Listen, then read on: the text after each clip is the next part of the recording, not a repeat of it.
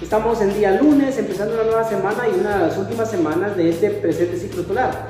Qué bueno poder saber que están bien, saber que hemos avanzado y que de alguna manera hemos avanzado en el tema de esa negatividad que a veces afrontamos. Y ustedes son testigos de que hemos sobrepasado gran parte de la pandemia y pues esperemos que vengan tiempos mejores no solo para Guatemala, sino también para todas las familias del colegio.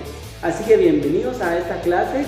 Hoy quisiera compartir con ustedes pues dos temas, ¿verdad?, que son importantes. El primero es la revolución del 20 de octubre de 1944. Ustedes recordarán que habíamos estado viendo la Primera Guerra Mundial con algunas características, cómo estalló y cómo se le llamó la Gran Guerra. Luego que se estableció desde 1914 a 1918, y luego veíamos algunas características de la Segunda Guerra Mundial del año 1939 a 1945, y vimos cómo de alguna manera más de 60 millones de personas fueron víctimas de esta guerra nefasta, ¿verdad? Una persecución contra los judíos y también algunos pormenores que quedaron. Dentro de esto podemos ver que después de esta guerra quedaron dos bloques, ¿verdad? Esto se le llama la Guerra Fría. Estos dos bloques fueron conformados por Estados Unidos y por Rusia. Entonces estos dos bloques se fundieron en una pugna que nunca llegó a estallar en una guerra directamente de armas, pero sí de descubrimientos, de pensamientos, de escritores, de inventos, etc., ¿verdad? Entonces siempre hubo esa tensión. Pero en Guatemala estaba ocurriendo algo muy particular, ¿verdad? En el año de 1931 fue electo presidente Jorge Ubico, pero llevó 14 años de represión y cortó la libertad de muchos guatemaltecos. Entonces en el año de 1944 las personas estaban cansadas, los sindicatos, estudiantes, obreros, y se levantaron en contra de Jorge Ubico para pedir su renuncia. Entonces Jorge Ubico renuncia el 1 de julio de 1944, pero no todo estaba dicho porque iba a pasar algo más. Bueno, Jorge Ubico dejó de alguna manera establecido a quienes le iban a suceder, y en su lugar quedó el señor que más adelante iba a jugar un gobierno de 100 años, que se llama Ponce Bailes. Y esta persona pues siguió los mismos lineamientos de su antecesor Jorge Ubico. También las personas se cansaron de él, ¿verdad?, porque él entró en el poder el 3 de julio del 44 y gobernó de una manera también arbitraria, queriendo perpetuarse en el poder.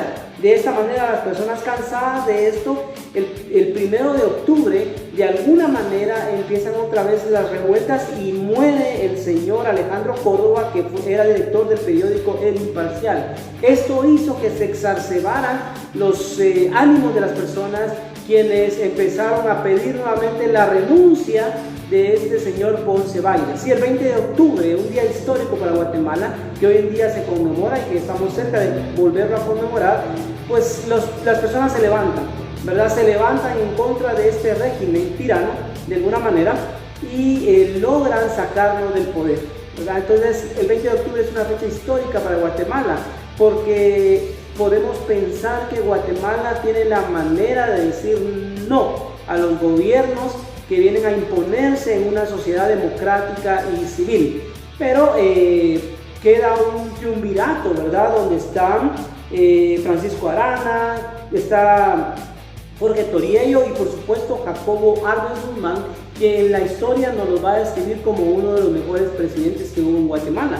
Entonces ellos estuvieron en el poder por lo menos del 20 de octubre hasta el 15 de marzo de 1945.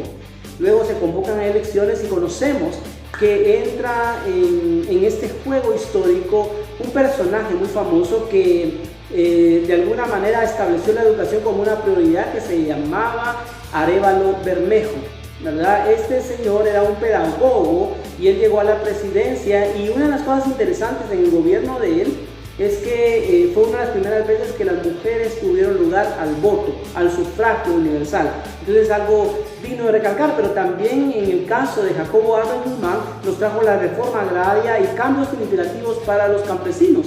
Estos dos presidentes de alguna manera tuvieron cierta incidencia en el país, y se le llamó a este tiempo, se le llamó la primavera democrática, como un resurgir del nuevo orden para Guatemala, y por supuesto una manifestación de democracia donde Guatemala pues logra un precedente en la historia. Así que Esto mismo se le llama la contrarrevolución en el año de 1954, ya con Jacobo Arbenz al mando, quien después tiene que renunciar porque lo acusan de comunismo. Ustedes recordarán que estábamos en la Guerra Fría, que era una idea marxista acerca de que debían de levantarse en guerra todas aquellas personas que no estuvieran de acuerdo con el tipo de gobierno que en ese momento se estuviera llevando a cabo. Entonces en todos los países de América Latina se levantan las guerrillas, y aquí en Guatemala ocurre lo mismo en el año de 1960 en el gobierno de Miguel Irigoyen Fuentes. Ahora bien, esto fue nefasto para la sociedad guatemalteca y quedaron escombros terribles de este paso hacia la guerra interna que hubo en Guatemala. Pero la historia nos va hoy a conocer que necesitamos hacer cambios profundos, y de alguna manera la guerra no es la solución.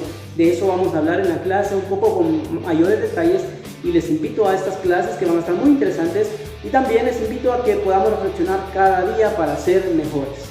Seamos mejores ciudadanos, mejores hijos, mejores estudiantes, y seamos mejores en todo. Que Dios me los bendiga mucho y nos vemos en una próxima.